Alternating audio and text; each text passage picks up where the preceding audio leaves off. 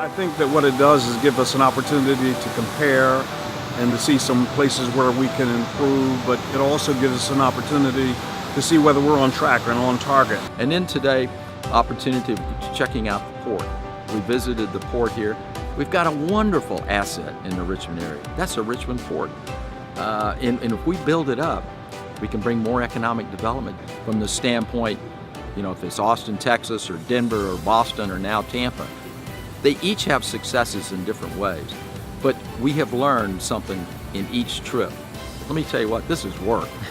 We start early, we go late, and there's not a lot of frill of sitting around. I mean, we're on the move the whole time. Simple is one thing I picked up here. Let's make a decision, keep it simple, and move forward.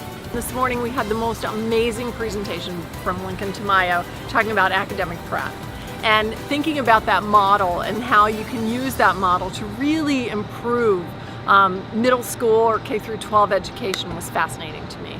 So today I was in the Children's Hospital track. Clearly that's been a hot topic in Richmond for the last really 4 or 5 years, if not longer. And it was an eye-opener for me because it's the first freestanding, dedicated children's hospital that I've ever been in.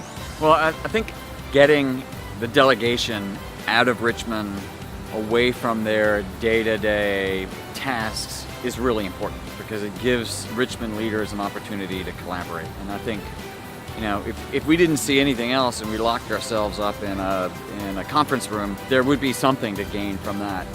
But to see what other cities are doing, what other cities' challenges they've overcome, I think is really immensely helpful. Well, the InterCity Visit has always been great. I think this is my 7th visit, and all of the cities have been wonderful. And I think the main thing to do is to try to bring back what some of these more progressive cities are doing, bring it back to Richmond. Richmond can be a little bit conservative, so how do we bring some of the progression that these cities have back to Richmond? And we heard the mayor speak yesterday, and he was excited about Tampa and talking about how great Tampa is. I think we can do a little bit more talking about how great we are. I think that's the #1 thing I'd take back with me.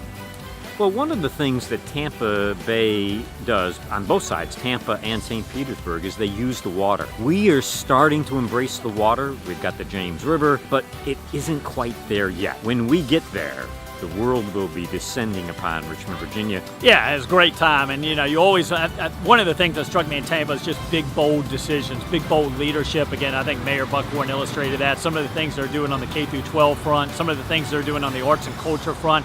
So just the need to be big, to be bold, and to make really decisive moves so that we can make sure that the incredible progress we've experienced and we've witnessed in RVA over the past 5, 6, 7 years will continue well on into the next decade.